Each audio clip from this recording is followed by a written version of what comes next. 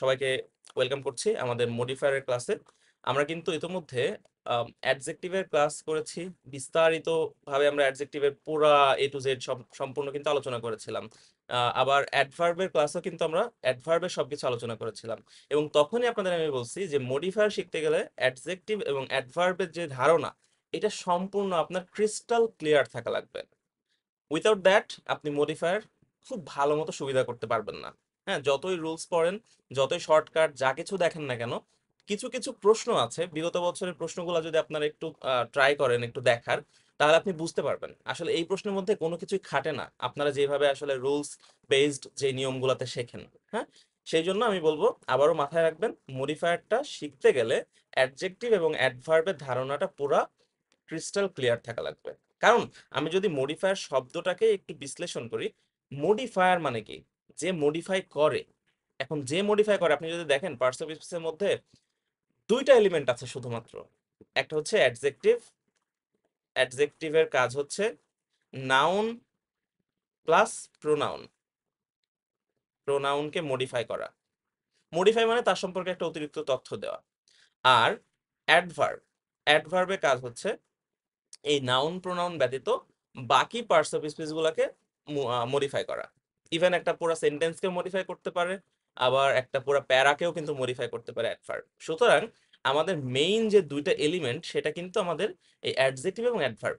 এর বাইরে যে নেই তা কিন্তু বলছি না, কিন্তু আপনার 90% কিন্তু কাভার করবে এই দুইটা এলিমেন্ট। প্রাথমিক আলোচনাটাতে চলে যাই। আমাদের এইচএসসির যেই টপিকটা আছে মডিফায়ার, সেখানে আমরা সাধারণত দুইটা ভাগে মডিফায়ারটা আলোচনা করি। একটা হচ্ছে প্রি মডিফায়ার, একটা হচ্ছে পোস্ট মডিফায়ার। এবং এই যে শব্দ দুইটা দেখছেন, প্রি এবং পোস্ট, এইগুলাই কিন্তু সেলফ এক্সপ্লেনেটরি। হ্যাঁ, নিজেরা নিজেকে সেলফ এক্সপ্লেন করছে। প্রি মানে কি? প্রি মানে হচ্ছে পূর্বে। তার মানে আপনি যাকে মডিফাই করবেন, মডিফায়ারটা তার ঠিক পূর্বে বসবে। ঠিক আছে? যেমন হি গেভ মি ড্যাশ বুক, এখানে বলছে pre modify the noun using a demonstrative. মানে নাউনটাকে প্রি মডিফাই করো একটা ডেমনস্ট্রেটিভ ব্যবহার করে। তাহলে আমাদের যেহেতু বলা হচ্ছে প্রি মডিফায়ার, তার মানে মডিফায়ারটা কোথায় বসবে? নাউনের পূর্বে বসবে। আর ডেমনস্ট্রেটিভ, এই যে বারবার বলছি যে আপনাদের অ্যাডজেক্টিভ অ্যাডভার্ব এগুলোর আলোচনা আপনার বারবার কিন্তু মাথার মধ্যে নিয়ে আসা লাগবে। তো আমরা অ্যাডজেক্টিভের আলোচনা কিন্তু দেখেছিলাম, প্রোনোমিনাল অ্যাডজেক্টিভের মধ্যে কিন্তু ডেমনস্ট্রেটিভ প্রোনাউন ছিল। কোনগুলা? This, that, this, those.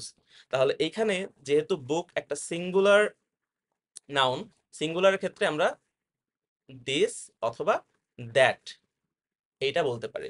He gave me this book অথবা he gave me that book. ঠিক আছে? এটা হলো আমাদের প্রি মডিফায়ারের কনসেপ্ট। যদি এখন আমরা বলি পোস্ট মডিফায়ারটা কি, ঠিক তার উল্টাটা। আমরা যাকে মডিফাই করছি তার পরে বসবে হচ্ছে আমাদের মডিফায়ারটা। সাধারণত যখন অ্যাডজেক্টিভ আমরা ব্যবহার করি, কোনো নাউন বা প্রোনাউনকে মডিফাই করি, তার পূর্বে বসে সাধারণত। আমি বলছি নট অলওয়েজ, সাধারণত যখন নাউন বা প্রোনাউনকে মডিফাই করবেন, নাউন বা প্রোনাউনের পূর্বে বসে মডিফায়ারটা, সেটা অ্যাডজেক্টিভ হোক বা যাই হোক না কেন। আর যখন আপনি ভার্বকে মডিফাই করছেন, অ্যাডজেক্টিভকে মডিফাই করছেন, বা অন্য কোনো পার্টস অফ স্পিচকে মডিফাই করছেন, দেখবেন নর্মালি সেটা পরে বসে। তো এখানে দেখেন, he gave me this book, সেই সেম সেন্টেন্সটাই, আগের সেন্টেন্সটাই, he gave me this book dash. এখানে বলা হচ্ছে post modify using an adverb. আমরা অ্যাডভার্বের ক্লাসে কিন্তু শিখেছিলাম অ্যাডভার্ব কিভাবে নির্ণয় করে। একটা সেন্টেন্সে অ্যাডভার্ব আপনি কিভাবে বুঝবেন? ভার্বটাকে প্রশ্ন করতে হয়। ভার্বটাকে কি দ্বারা প্রশ্ন করতে হয়?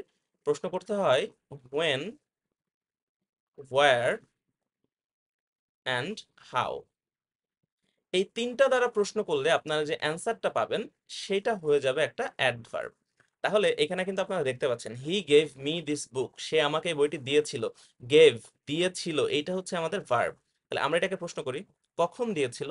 সেটার উত্তর কিন্তু নেই। কোথায় দিয়েছিল? সেটার উত্তরও নেই। কিভাবে দিয়েছিল? সেটার উত্তরও নেই। তার মানে এখানে আপনি তিনটা প্রশ্নের যে কোনো একটা প্রশ্নের উত্তর যদি করতে পারেন, তাহলে কিন্তু আমরা এখানে এই পোস্ট মডিফায়ারটা করতে পারছি।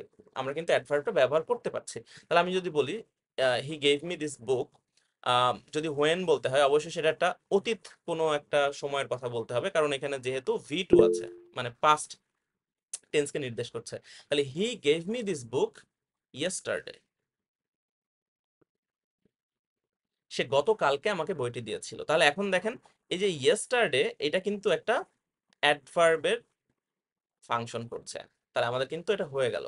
আমরা মডিফাই করলাম কাকে? আমরা মডিফাই করলাম গেভকে। মডিফায়ারটা কি গেভের পূর্বে বসছে নাকি গেভের পরে বসছে? অবশ্যই গেভের পরে বসছে। সুতরাং এটা হচ্ছে পোস্ট মডিফায়ার। এখন অনেকে প্রশ্ন করেন, স্যার সবসময় তো প্রশ্নে উল্লেখ করা থাকে না যে pre modify the noun using and adverb, using an adjective, using a demonstrative. হ্যাঁ, উল্লেখ করা থাকুক বা না থাকুক, আপনাকে বুঝতে হবে যখন বলবে pre modify a noun, pre modify a noun. এখন এখানে যদি উল্লেখ করে দেয় pre modify a noun with an adjective, তাহলে তো আপনি অ্যাডজেক্টিভ ব্যবহার করবেন। যখন বলবে pre modify a noun with a quantifier, তখন কোয়ান্টিফায়ার ব্যবহার করবেন। কিন্তু জাস্ট এরকম দিল প্রি মডিফাই আ নাউন, এখন আপনাকে কনফিউজড হয়ে যাওয়া যাবে না। আপনাকে বুঝতে হবে নাউনকে মডিফাই করতে বলছে। তাহলে নাউনকে নর্মালি মডিফাই কে করে? নাউনকে মডিফাই করে হচ্ছে অ্যাডজেক্টিভ। তাহলে আপনি তখন অ্যাডজেক্টিভ ব্যবহার করবেন। যখন বলবে পোস্ট মডিফাই দ্য ভার্ব, আপনাকে বুঝতে হবে ভার্বকে মডিফাই করে কে? অ্যাডজেক্টিভ মডিফাই করে না, অ্যাডভার্ব মডিফাই করে। তো এইগুলো হচ্ছে বেসিক নলেজ। এখন আসেন আমরা প্রি মডিফায়ারের আজকের এই ক্লাসে আমরা মেইনলি ফোকাস করব প্রি মডিফায়ার সম্পর্কে। এর যতগুলো এলিমেন্ট আছে আমি যত সম্ভব কভার করার চেষ্টা করব। আর আগামী ক্লাসে আপনারা পোস্ট মডিফায়ার সম্পর্কে জানতে পারবেন। এখন আসেন প্রি মডিফায়ারের সব থেকে কমন যে এলিমেন্ট সেটা হচ্ছে অ্যাডজেক্টিভ। এবং অ্যাডজেক্টিভ নিয়ে আমি আর বিস্তারিত বলতে চাচ্ছি না, অ্যাডজেক্টিভ আপনারা জানেন অলরেডি, যেটা নাউন বা প্রোনাউন সম্পর্কে একটা অতিরিক্ত তথ্য দেয়।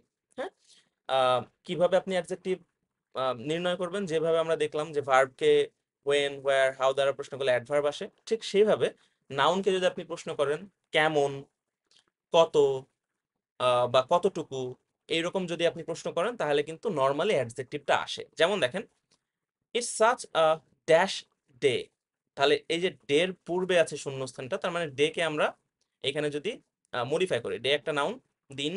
তাহলে এখন আমি বললাম যে দিনকে আপনি প্রশ্ন করবেন কেমন, কেমন দিন? আপনি বলছেন সুন্দর দিন, a beautiful day, it's such a beautiful day. তাহলে এইটা কিন্তু একটা অ্যাডজেক্টিভ হয়ে গেল।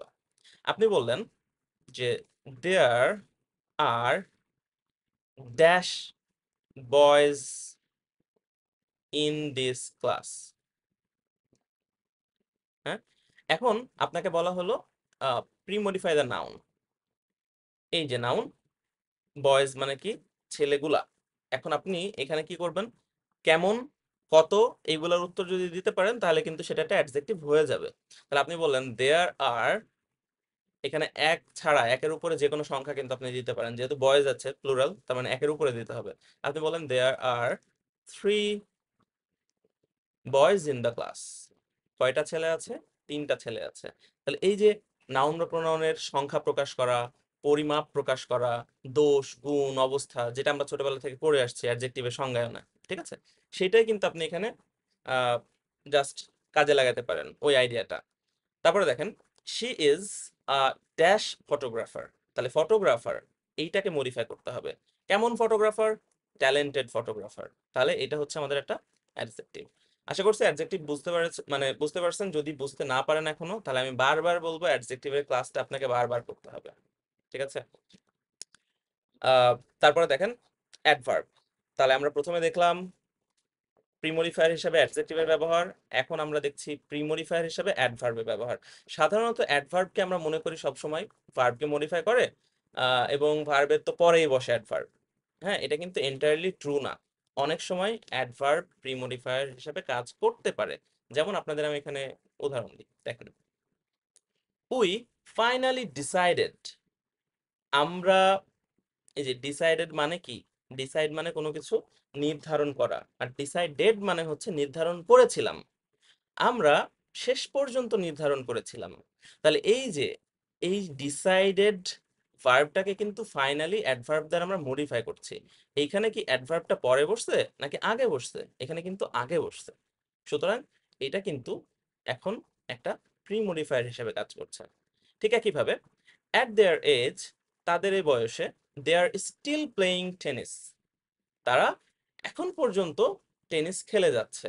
তাহলে এই যে স্টিল, এই স্টিল কিন্তু প্লেইং ভার্বটাকে মডিফাই করছে এবং এটা এই প্লেইং এর আগে বসছে, সেই জন্য এটা হচ্ছে প্রি মডিফাই হিসেবে কাজ করছে।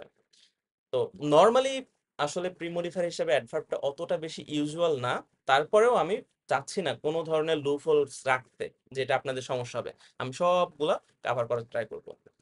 তারপরে দেখেন প্রি মডিফায়ার হিসাবে পার্টিসিপলের ব্যবহার এটা কিন্তু আসে এবং এটাতে আমাদের একটু সমস্যা হয়।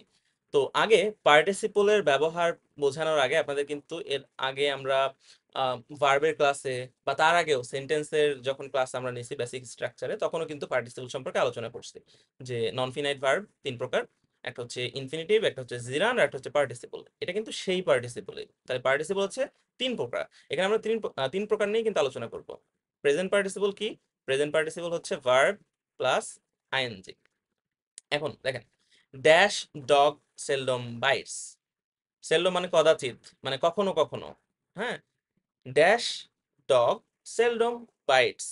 এখন আপনাকে এই যে ডগ এই নাউনটাকে মডিফাই করতে হবে একটা প্রেজেন্ট পার্টিসিপল ব্যবহার করে। অনেক সময় এরকম ভাবে দেয়া থাকতে পারে যে pre modify the noun using a present participle. তো যখন বলবে প্রেজেন্ট পার্টিসিপল ব্যবহার করে, তখন তো আপনাদের কাছে আর কোনো এখানে কনফিউশনের সুযোগ নেই, আপনারা বুঝতেই পারছেন ভার্ব প্লাস আইএনজি হবে। কিন্তু অনেক সময় জাস্ট বলা থাকে pre modify the noun using a participle, এখানে প্রেজেন্ট না পাস্ট না পারফেক্ট কিছুই কিন্তু বলা থাকে না। তো তখন এটা কিন্তু এন্টায়ারলি আপনার উপর ডিপেন্ড করে। আপনি চাইলে প্রেজেন্ট পার্টিসিপলও দিতে পারেন ভার্ব প্লাস আইএনজি, আবার আপনি চাইলে পাস্ট পার্টিসিপলও দিতে পারেন, ভার্ব মানে ভার্বের যেই V3 পাস্ট পার্টিসিপল সেটাও কিন্তু দিতে পারেন। এটা দেখতে হবে যে কোনটা বেশি সেন্স মেক করে, কোনটা দেখতে বেশি ভালো লাগছে, হুইচ ওয়ান ইজ দ্য মানে মোর অ্যাপ্রোপ্রিয়েট ওয়ান, ওইটা দেখে তারপর আপনাকে বিচার করতে হবে। ঠিক আছে? তাহলে প্রেজেন্ট পার্টিসিপল যেহেতু আছে, বলছে ড্যাশ ডগ, কোন কুকুর কদাচিৎ কামড়ায়। আমরা বলি অনেক সময় যে যে কুকুর বেশি ঘ্যাও ঘ্যাও করে, যে কুকুর বেশি বার্ক করে, তারা ওরকম বেশি কামড়ায় না। এরকম কিন্তু আমাদের একটা কথা আছে যে যা বেশি গর্জে, যে মেঘ বেশি গর্জায় সেই মেঘ বেশি বর্ষায় না। ঠিক আছে?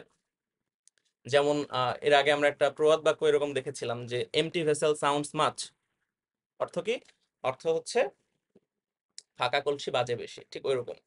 তাহলে এখানে দেখেন বার্ক, বার্ক হচ্ছে ঘেউ ঘেউ করা, হুইচ ওয়ান ইজ ভার্ব, আর ভার্বের সাথে আমরা যুক্ত করেছি আইএনজি, এবং এটা কিন্তু এখন আর ভার্বের কাজ করছে না, এটা এখন কাজ করছে অ্যাডজেক্টিভের ন্যায়। আমরা কিন্তু জানি প্রেজেন্ট পার্টিসিপল অ্যাডজেক্টিভের মতো কাজ করে, আর জিরান্ড কাজ করে হচ্ছে নাউনের মতো। হ্যাঁ, আচ্ছা তারপরে দেখেন হি স আ ড্যাশ ট্রেন।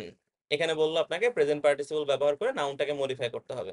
তাহলে ট্রেন এর আগে আপনাকে একটা ভার্ব প্লাস আইএনজি দিতে হবে। কেমন ট্রেন? আমরা বললাম হি স আ রানিং ট্রেন। রান, রান মানে দৌড়ানো, একটা ভার্ব, তার সাথে আইএনজি যুক্ত করছেন, এখন রানিংটা হয়ে গেছে অ্যাডজেক্টিভ। আপনি রানিং দিবেন না, আপনি কি দিবেন আর? আপনি ধরেন দিলেন স্ট্যান্ড। স্ট্যান্ড হচ্ছে একটা ভার্ব, ওর সাথে আইএনজি যুক্ত করেন। হি স আ স্ট্যান্ডিং ট্রেন, মানে যে ট্রেনটা দাঁড়িয়ে থাকা অবস্থায় ছিল। পাস্ট পার্টিসিপলে আসেন। পাস্ট পার্টিসিপল গঠন হচ্ছে V3। তাহলে I bought a dash chair. তাহলে চেয়ারের আগে একটা ভার্বের V3 দিতে হবে। কেমন চেয়ার? ভাঙা চেয়ার। তাহলে ব্রেক, ব্রোক, ব্রোকেন। এখন এই পাস্ট পার্টিসিপল কিন্তু কাজ করছে অ্যাডজেক্টিভের ন্যায়, কারণ এটা হলো আমাদের চেয়ার নাউনটাকে মডিফাই করছে। তারপরে দেখেন দে সার্ভড আস সাম ড্যাশ ডিশেস, যে আমাদের সার্ভ করছিল কিছু ড্যাশ খাবার। তাহলে আমরা এখানে রটেন, রটেন মানে আপনারা জানেন রটেন মানে কি? পচা, যেটা নষ্ট হয়ে গেছে। আশা করছি পাস্ট পার্টিসিপলও বুঝতে পারছেন। মেইনলি পারফেক্ট পার্টিসিপল অতটা বেশি আমাদের মডিফায়ার আমরা দেখতে পাই না, তারপরেও পরবর্তী কালের জন্য আপনাদের কম্পিটিটিভ এক্সাম গুলো যখন দেবেন তার জন্য মনে রাখেন। নর্মালি পারফেক্ট পার্টিসিপলের গঠনটা হচ্ছে হ্যাভিং প্লাস V3। তবে হ্যাঁ, হ্যাভিং প্লাস V3 ছাড়াও কিন্তু পারফেক্ট পার্টিসিপল হয়, এটা আমরা পোস্ট মডিফায়ারে একটু আলোচনা করব। তবে এখানে জাস্ট এটা মনে রাখেন, হ্যাভিং প্লাস V3, এবং এইটা একটা ফ্রেজের মতো কাজ করবে। হ্যাঁ, যেমন দেখেন dash he submitted his HW, এইটাকে আপনাকে যদি মডিফাই করতে বলা হয় প্রি মডিফাই কি ব্যবহার করে? Perfect participle. হ্যাঁ, having gone to the college he submitted his HW homework. তাহলে কলেজে গিয়ে সে তার হোমওয়ার্ক সাবমিট করেছিল। তারপর হ্যাভিং ইটেন হিজ মিল, এখানে দেখেন হ্যাভিং, তারপর কি আছে? এই যে গন, ভি থ্রি, এখানেও ইটেন, ভি3। তো এটা হচ্ছে আমাদের পারফেক্ট পার্টিসিপল। এটা নিয়ে এত মাথা ঘামানোর দরকার নেই, এটা খুব একটা বেশি ইউজুয়াল না, অতটা বেশি আসে না, কমন না।